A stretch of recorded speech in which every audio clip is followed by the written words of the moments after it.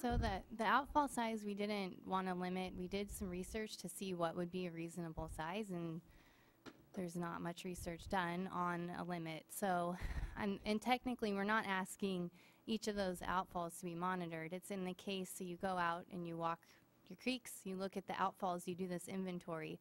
If you detect a potential illicit discharge, then you conduct monitoring to see if what it is and to do some investigative work. Okay. And I mean, you could have an illicit discharge from a 2-inch pipe. I mean, that is possible, and it could be some type of pollutant that could be picked up there. Regarding, what was the other part of that?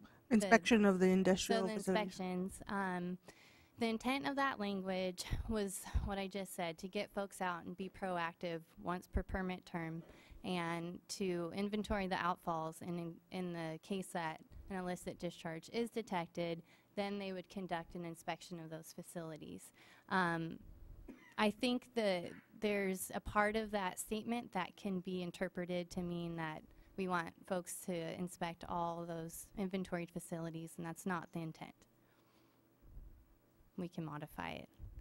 What about the aspect of that those facilities are covered under the industrial general permit? I don't, so there are some that are covered under the IGP, but this is, I believe for municipal, we're getting at the folks that aren't covered by the IGP. So they're municipally operated industrial type facilities. Let's make sure we clarify that. Thanks. On the it was my understanding, aren't we silent on the use of handheld CBSM. devices? So we have, what we require is if a regional board decides that they'd like a different level of education and outreach, they can require CBSM. Okay. Yeah.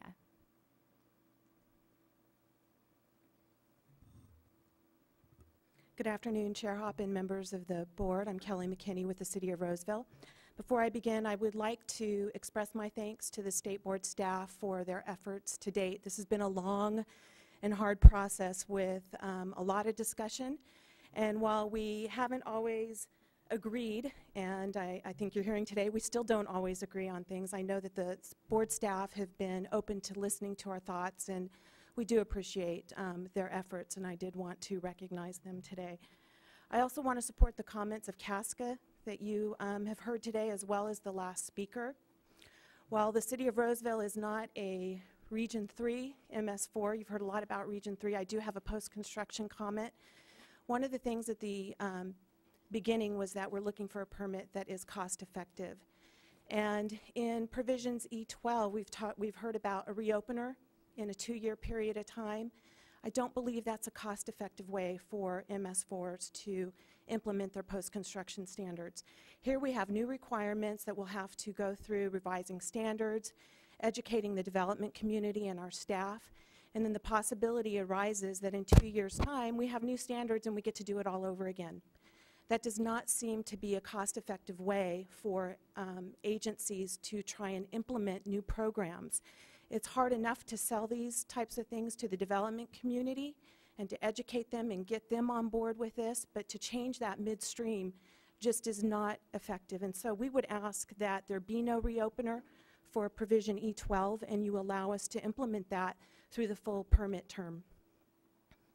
We've talked a lot about the issue of regional board discretion, and I won't comment on section E.1.B. I think there's already been a lot of discussion on that. I will comment on community-based social marketing. As the last speaker indicated, there is discretion that the regional board executive officers may require a community to implement community-based social marketing. As you've heard in past testimony before you, it's very costly, and there's no criteria as to why an EO would make that decision. So we would request that those provisions in its entirety be removed, which is attachment E to the permit, or at a minimum that there be some very clear criteria given to regional board executive officers as to why a community should be required to implement community-based social marketing.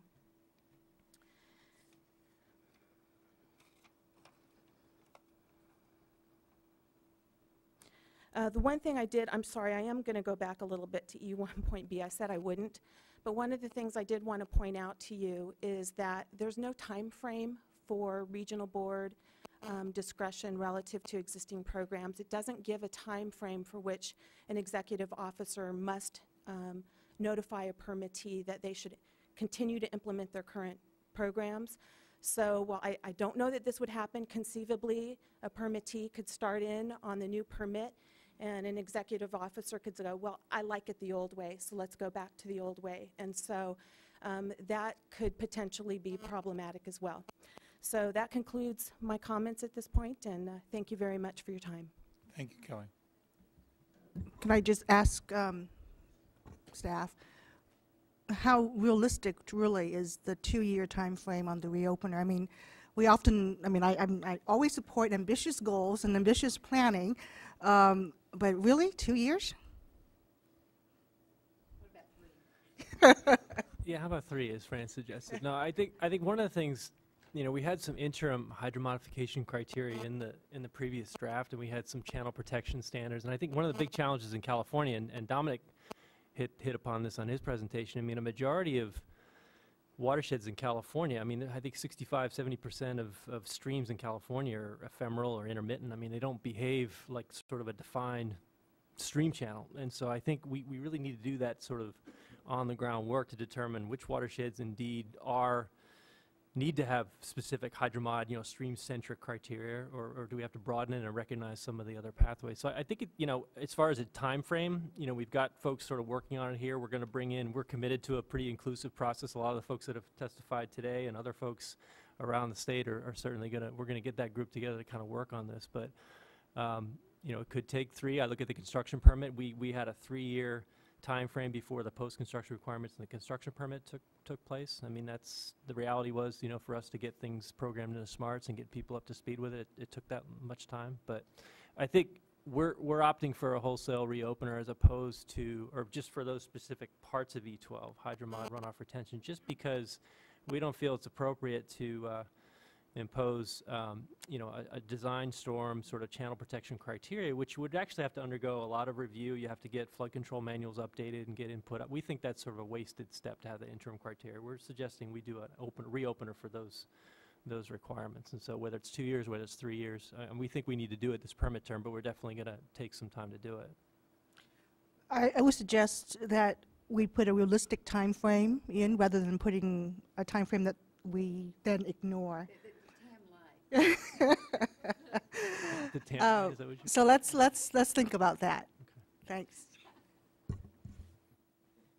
We could always tie that time frame into your performance measure. That's fine. Performance-based management, that's what everyone's all about. Jeff Wingfield, please. I'm up to the challenge. Jeff, have you had surgery? Jeff had to leave because we were assuming that the hearing was starting at 11. So I'm going to be Jeff, but I'm really Melissa Thorne. And Jeff Wingfield is the environmental manager at the Port of Stockton. And although the port is not a permittee under the small MS4 permit, they still have some concerns about it because a lot of other ports in the state are covered by this, and they have some concerns about competitive advantage, where some ports are being treated differently and some are covered by one permit versus the Port of Stockton is covered by their own individual permit. And just letting you know that the Port of Stockton is one of the largest job generators in Stockton, which is a little depressed economically at the moment, and economics are important to the port. So they sent in a letter for the comment period, and they wanted to express 2 different concerns. One was about receiving water limitations, which I appeared on November 20th at the Receiving Water Limitations workshop before you, and talked to you about using the port's permit as a template for the reopener for all these permits that we've been talking about, and to try to make that decision earlier rather than later. Instead of using a reopener, why don't we just make the decision? And the port feels that its permit is a reasonable one, wasn't appealed, EPA didn't veto it, and it also incorporates TMDLs into that permit in a rational way. And CASQA supported this at the November 20th workshop.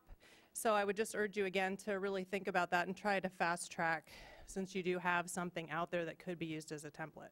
The other concern that the port has is about the post-construction issues, and they share many of the same concerns that CASQA representatives have given to you today.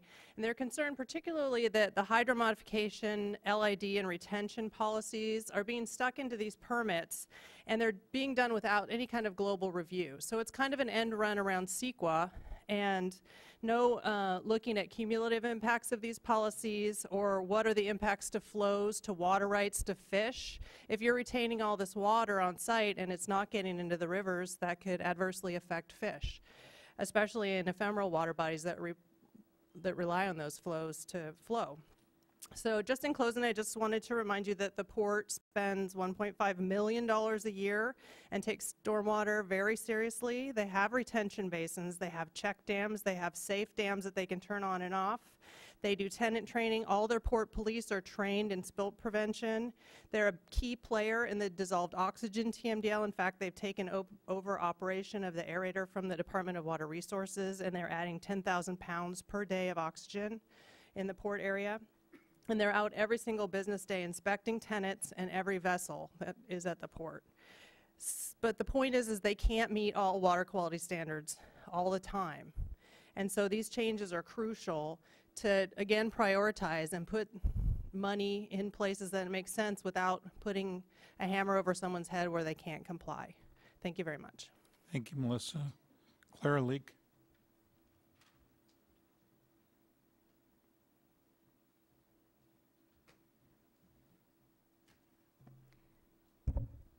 Good afternoon. I'm Clara Like with the County of Santa Clara.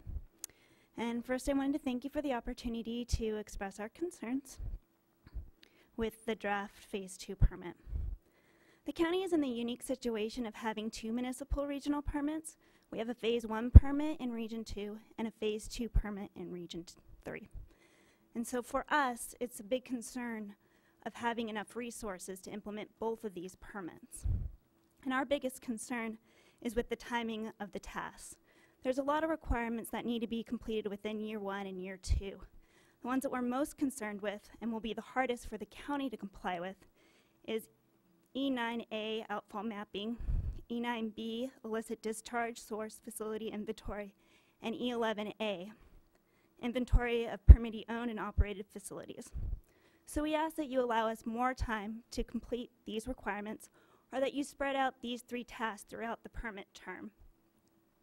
And then I also had a comment about the Central Coast Regional Water Quality post-construction requirements, and I just ask that you remove attachment J and allow the county, as well as the other Central Coast Regional Water, or the Central Coast permittees, to work with the Central Coast to address the concerns that we have. Thank you. Thank you, Clara. Robert. Sorry, a quick question to staff. Is Santa Clara the only permittee we're aware of, or are there others that fall under that scenario of multiple? Orange County. So there'll be a lot. Okay.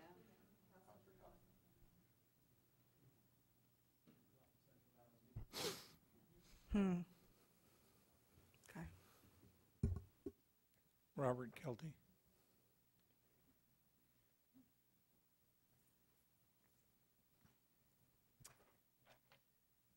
Chair Hoppin, members of the board, ladies and gentlemen, Robert Ketley, City of Watsonville. As others have done, I'd also like to thank Regional Board and State Board staff for the collaborative approach we've been working on towards trying to resolve this issue. I'd like to take a slightly different tack. I'd like to look at this from a watershed perspective, and the reason I say that is I've been with the city now for about 20 years. We've had 2 major floods. We've got significant groundwater overdraft. I have an 800-acre wetland complex between me and the Pacific Ocean, and when you look at the situation with Katrina, you get to see the validity of having a good wetland system. And I'm also responsible for dealing with a number of endangered species, such as the South Central steelhead population, which now has a restoration plan. So when I look at the stormwater stuff, I'm looking at it not just from the municipal point of view, but the greater watershed perspective. I was a member of the Joint Effort Review Team, and I believe I still am, Dominic. I was also part of the Region 3 group, which was actually charged with coming up with the applicability thresholds. I want to let you know that Attachment D, i.e. Attachment J for you, is still a work in progress. It has potentially significant unanticipated consequences in terms of watershed impacts, which I think we need to resolve.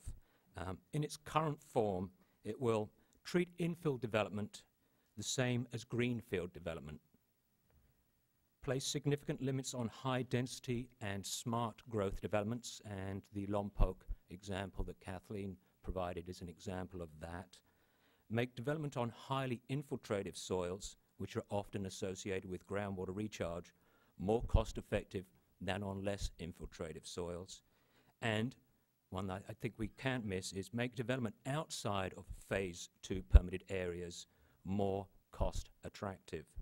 So, with having said that, what I would ask is, since the Central Coast Regional Water Quality Control Board has instructed its staff to reconvene the joint effort group to address the issues with Attachment D, which is of the Region 3 stuff, which is in your Attachment J, and report back to that board with findings and recommendations, that you allow us to go ahead and do that, and then once we've figured out how to address these problems, perhaps we can all come back, because I do believe that that watershed management zone approach is a very effective way to address the issues we face.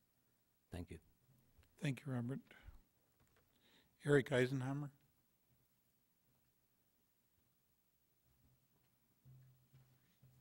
As he's coming up, Michael, what is the expected time frame in terms of working on Attachment D? We don't have a time frame specified. We have discussed this at the staff level as an ongoing effort to work on very specific numbers, like actually one number in the multiplication factor in our requirements, to work on that number and come up with a more appropriate number if that's necessary, and then go back to the board with that. So we don't There's have no specific timeline for going back to your board? No, there is not. Mm.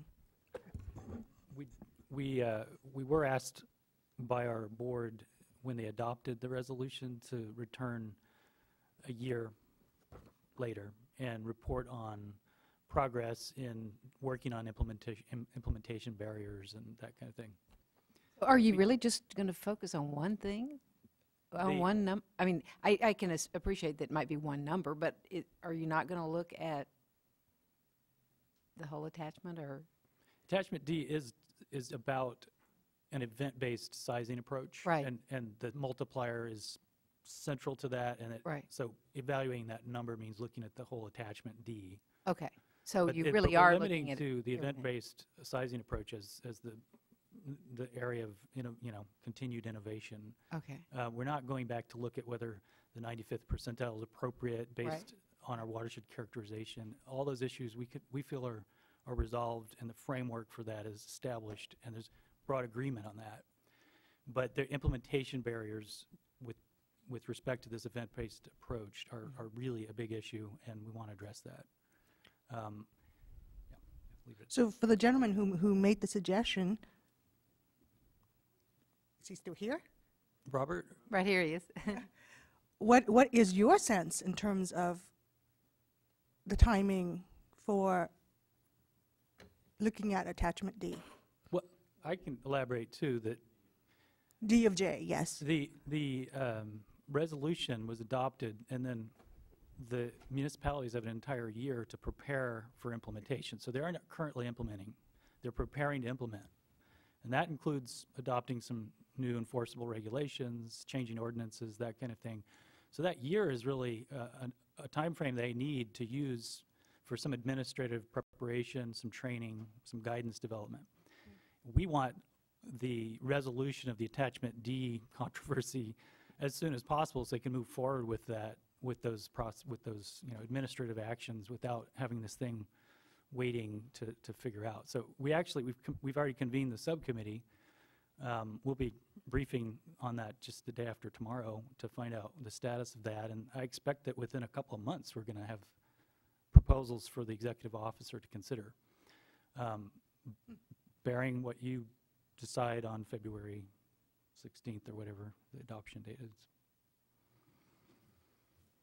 Do you concur with that couple of month scenario? I never like open-ended, let's requests. I think that is probably a reasonable time frame, but perhaps if we need to slide a little bit longer to wrap up the details, that won't have a disastrous effect upon us getting the final product out within the year. Thanks.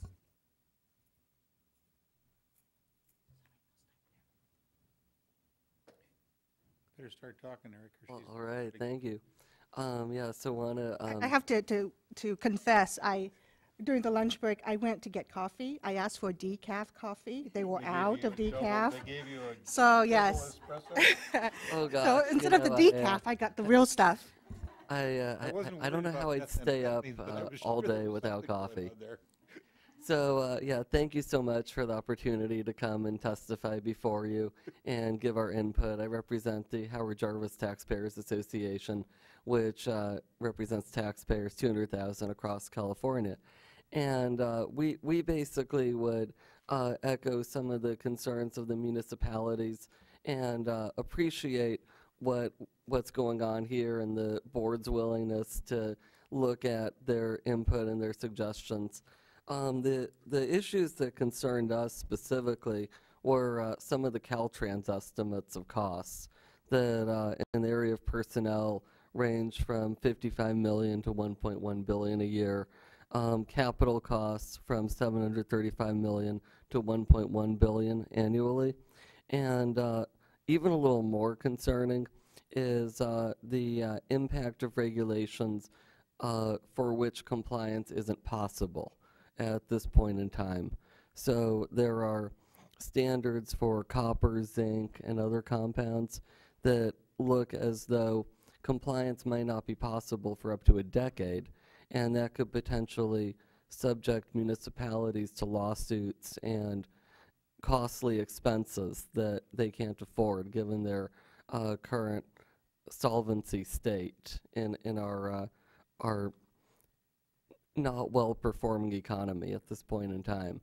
So we would just urge you to exercise flexibility with regard to these standards and to consider the impacts, the cost impacts, and the impacts on access to quality jobs that could result. So thank you so much for the opportunity to testify. Thank you, Eric. Jess? No, I didn't say anything bad to you. Thank you. Tess Dunn, I'm here today on behalf of the City of Goleta, and we are one of the entities that did petition the Central Coast requirements that they passed earlier this fall. And the City of Goleta did so because of major concern with both the Central Coast adoptions and as being proper both on process and substance. The city is very concerned with respect to how the requirements will impact the City of Goleta, which falls into a watershed zone 1, as Kathleen's map shows, would be subject to the 95th percentile requirement for pretty much the whole City of Goleta, and is very concerned with its impact, not just because of the multiplier, which I understand is the only part that's being looked at, but the 95th percentile into itself. The City of Goleta does not believe that the off-ramps that have been provided within the Region 3 would work for the City of Goleta. They're pretty much, they have a small area of influence. They have just passed a ordinance within the city that you cannot use agriculturally zoned lands for development without going through a major initiative ordinance process, which means there's not going to be off-site mitigation sites available to utilize the off-ramps that are currently available. I think it's also important to note that by including the attachment J within the state board's permit, it becomes your requirement. It means that the state board is adopting the 95th percentile and that you, the state board members, are finding them appropriate as applied to the Central Coast, which means you need to make the findings and you have to have the weight of evidence in your determination that you think that these are appropriate. It is not finding that, yeah, okay, the Central Coast, maybe we think the process was okay, and we think that their technical justification, as people from Maxwell, Charlie, we can't talk very clearly, is okay. it becomes your requirement. And I think it's important that you realize that and note that you know, it's no longer a Central Coast requirement by you adopting it into this permit. You become responsible for it, and you're the ones that are making the findings. So I would just note, if you really wanted to moot the petitions, just say that the E12 requirement applies across the board to everybody, and that would moot them too. Sounds like a much better option to me. Emil, would you comment to the point that you know, by putting in attachment J, we are essentially making this making the findings that the regional board has made? I think you are, and I think there is a lot to be said for actually incorporating, if you agree with the findings, the reasoning of the Central Coast, either incorporating those into the permit or making your own findings based on, you have the comments, you're looking at the requirements now, the state board is making determinations as to the appropriateness of the requirements you're going to put in this order. So I think those findings should be added.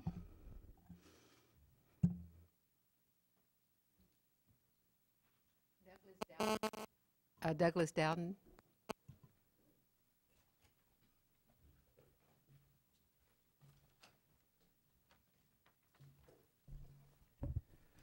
Members of the board and staff, my name is Doug Dowden, and I am the Monterey Regional Stormwater Management Program Manager, which includes the City of Carmel, the City of Delray Oaks, the City of Marina, the City of Monterey, the County of Monterey, the City of Pacific Grove, Sand City, and the City of Seaside.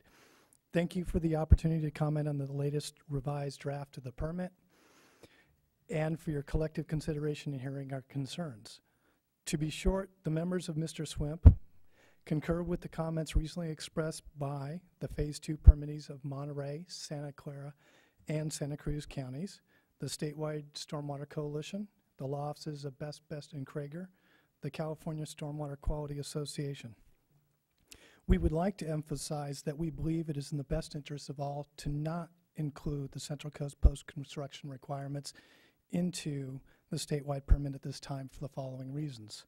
It is our understanding and belief that the inclusion of the post-construction requirements into the permit will virtually eliminate any flexibility and or future modifications to the unproven program requirements contained within Attachment J at the local level.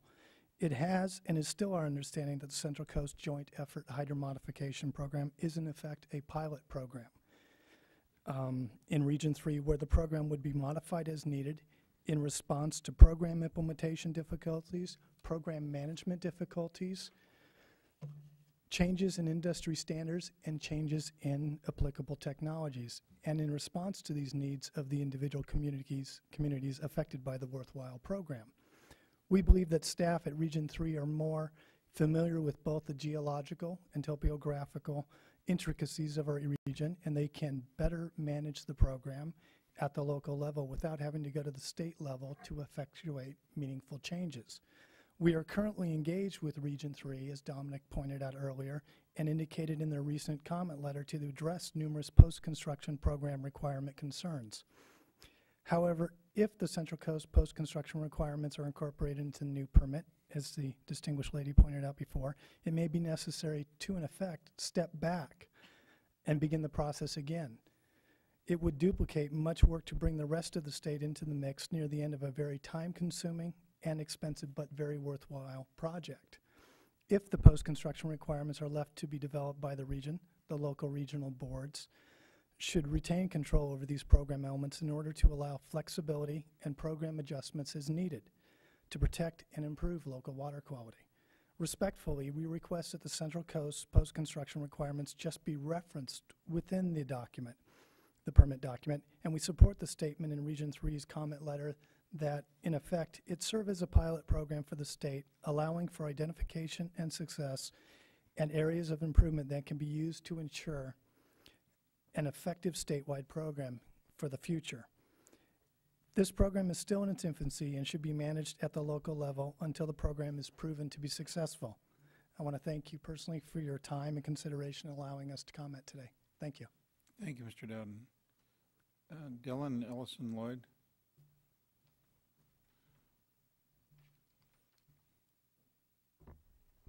Hi, My name is Delynn Ellison-Lloyd. I'm a senior engineer with the City of Roseville and the Stormwater Management Program, and thank you for the opportunity to speak. I was the subcommittee lead for the CASCA committee that collaborated with the State Board staff on the development of the program effectiveness section.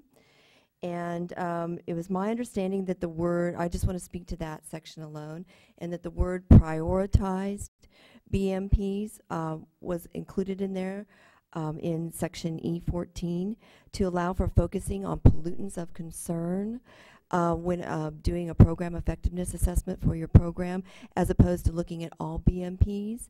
And this is we don't have monitoring data for all the variety of pollutants out there in Roseville. We have data for, say, like the pyrethroids, but we don't have monitoring data on bacteria. So we want to look at pollutants of concern that we have data on that are maybe in association with the TMDL or 303D listed water body, and then also in association with the CASCA program effectiveness hierarchy, where the lowest level of the hierarchy is just counting an activity, and the highest level of evaluation would be looking at the preferred outcome of how you're impacting receiving waters. So we think that if we were to look at all the BMPs, everything that we did in the program, that would be a lot of documentation and bean counting that we might not be interested in doing. And it wouldn't really provide us that much of data that we need to know whether our program is effective or not. And we think that we would be spreading ourselves too thin, and it wouldn't be cost effective to do something like that. So for example, in Roseville, we have monitoring data on pyrethroids. We're 303D listed, and we would maybe evaluate our program as our education outreach having to do, say, with our Water Our World, as opposed to looking at how many pet waste bags we hand out for bacteria or pathogens, because that would just be a counting activity. So I think it's important to keep the term prioritized in there in E14 to allow the MS4 to be cost effective by customizing their program effectiveness assessment. Okay. Thank you for addressing that. That was very helpful. Tricia, your last.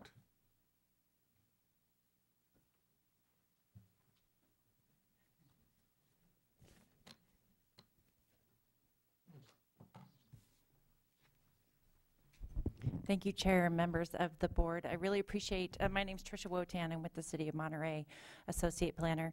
I really appreciate these workshops that you've been having. I think it's a really good opportunity to hear everyone on all sides of this or all thoughts.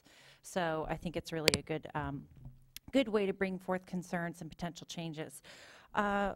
First, I just wanted to say that the State Water Board staff and Regional Board staff have been excellent in coming to meetings of ours and helping our region and our permittees to better understand proposed changes, whether it's to the post-construction or the Phase 2 permit. And that's been a really helpful process. One thing I just wanted to point out, though, with regard to a threefold pamphlet we got from State Water Board staff when they attended our strategic planning session in July, was that one of the cost savings that was shown on that State Water Board pamphlet was the removal of industrial and commercial business inspections. And when I'm looking at the section, I'm sort of getting back to what Board Doduk was getting at earlier.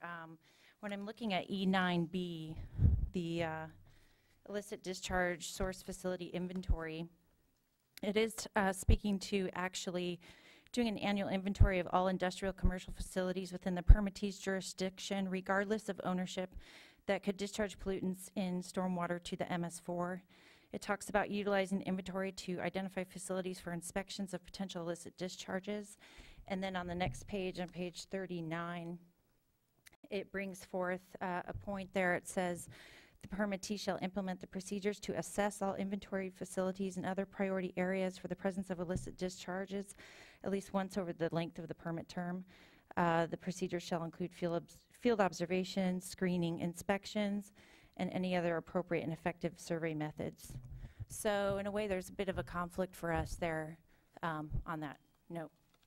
Secondly, I just wanted to bring forth something that's in Attachment J, as well as in Attachment E, or in Part E12 of the Phase 2 permit. On page 3 of Attachment J, it specifically calls out ministerial projects as being applicable to these requirements. And what's interesting is that if you go to the Phase 2 permit on page, pardon me,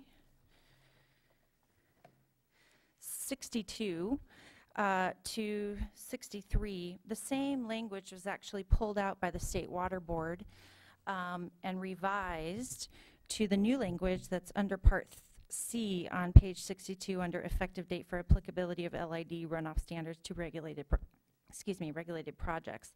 And I just want to state that in both the Mr. Swimp letter and as the City of Monterey has commented in the past, we feel the new language that the State Water Board is proposing for this E12 section is compliant with state planning and development laws.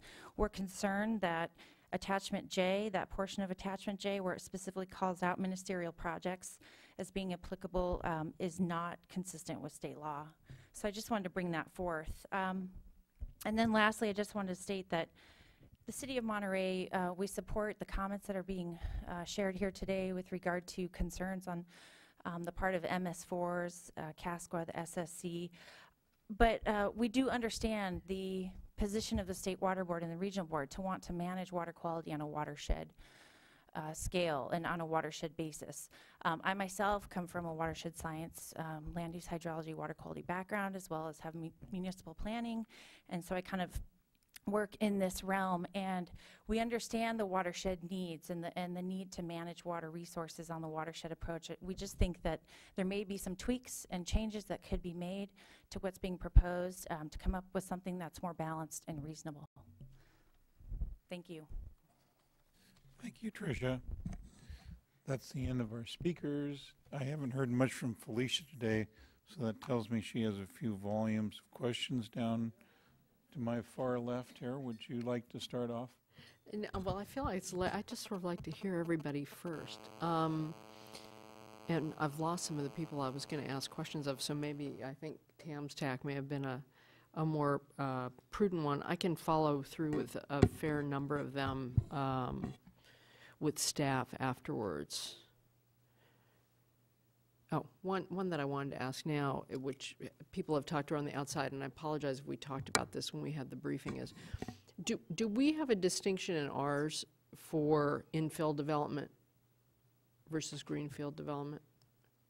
Like if somebody is doing a dense urban infill mixed use, does this have any way for them not to have a bunch of open space? Because the whole point of density in urban infill is to not have as much. I mean, I'm not saying they should not have to do it at all, but this is where getting to the question that Fran asked about this whole notion of trade-offs in terms of where somebody might put their bucks or their effort into a regional program could fit in. And I just want this to be, I want us to evolve either an off-ramp, if that's the word we're using, or some sort of recognition of it because of the other social value of infill development. And I may have asked about this, but I don't remember. I'll blame the migraine that day. Yeah, Felicia, we do acknowledge sort of, I'm looking for the actual portion of the permit, but sort of smart growth credits. I mean, we have to define what smart growth is, but essentially allowing people, if it's transit oriented, if it's getting more people in one place versus sort of spread out, ex-urban or greenfield development. Okay. We want to give people credit for that. One of the things we do is I think we allow the permittee to develop that credit system. Those things are sort of coming up. We see those in Orange County now. There's been some guidance nationwide on how someone would come up with those. So I think there's an interest in coming up with some kind of metric that doesn't penalize, some things that are already being, people are already driven to do these things under, SB, I think it's 275, the Air Board or the Implementation Act there. I'm blanking on the citation, but yeah, I think we don't want to get in the way of that necessarily. I think there's a lot of value in getting people, concentrate on a lot of other drivers aside from water quality. So Let's just sit down and talk about that more specifically before we get to February 5th, and I'll have a little bit more clarity. We talked about the linear issue, and I know you're going to work on that. I have some questions about the community-based social marketing, but we can wait on that. I know the time is getting late. And I have some opinions, but I'll wait until I talk with you. I actually don't think I need to ask questions. Thank you for I have one follow-up to when you said that there were credits essentially for smart growth, and we have yet to kind of flesh that out a little bit, but might that be a place where we would provide credit for rainwater harvesting, for rainwater capture and reuse? That might be a good place to put those two things together and encourage that activity, in brownfield areas as well as other places. Thank you. Caffeine yet? Oh, Stephen. Yeah, I don't have a whole lot here. I actually just want to continue this discussion because this rings a bell with me. Now, I know we're talking phase 2, so these are cities, but smaller cities, towns, unincorporated county areas. In the San Francisco Bay region, while I served on the Regional Water Board, we went into depth on the importance of transit-oriented development in phase 1 permitting. And so you've probably referred to whether it's the San Francisco Bay region, San Diego region, LA region, other more urbanized region, we have mechanisms set up for off-site mitigation of runoff in some cases, or more creative, there is technology, hanging gardens, et cetera, in urban areas that are very pleasing and good for the community and everything else. So, but then, I think this is the phase 2 hearing, so I'm not sure, how prevalent this issue is, but infill is always important. At any rate, that's being tried, vetted, learned from. Is there some, in this permit, is it time for us to look at maybe incorporating some language that's working already in phase 1 permits, or do we have enough in this phase 2 permit to move forward? Well, I personally will revisit that, that we're not penalizing infill. We heard testimony from a number of folks today about, how the majority of the development, especially the built out areas, it's infill. I mean, that's the reality. And so there's, like we said, there's a lot of drivers to get denser. And so I think the last thing we want to do is sort of get in the way of that. I also think that there's huge opportunity. One of the things we talk about from hydromodification is sort of in-stream, mitigation. I think there's huge opportunity to try to develop some kind of comprehensive kind of stream mitigation, system or framework in California. We sorely lack that, and I think that's part of the compensatory rule. Now we're getting into 401 stuff. I'm not going to bring in every permit that we deal with, but I think there's an opportunity to leverage a lot of that too. Because my experience is, a lot of folks don't want to go in stream and do some things that might be real good beneficial use improvements because of all the regulatory oversight that they would trigger and that sort of thing. So I think, by looking at sort of watershed-wide priorities and processes, I think you sort of the lens widens a little bit, and you start to look for opportunities that are really going to have sort of net benefit. So yeah, well, you're preaching to the choir there. I mean, I always try to describe this challenge as, the LID is so important from a watershed process and function standpoint, but the stream channels network has so much function involved too, and that can be very complementary to the challenge. And we have to be holistic in our programs, whether it's our 401 or stormwater, to really recognize the benefits of enhancing functions in the channel system as well as in the watershed.